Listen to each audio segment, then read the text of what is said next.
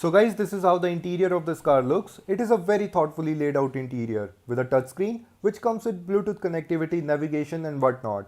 Then we have sunglass holder and a secondary mirror which comes very handy if you want to talk to other passengers without displacing the primary rear view mirror. Time to test the performance.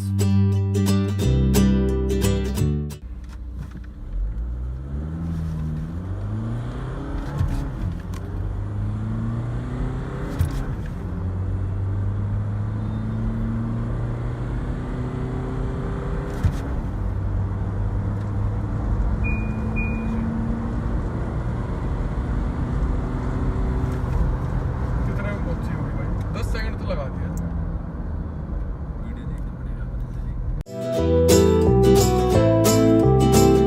सारी चीजें होती हैं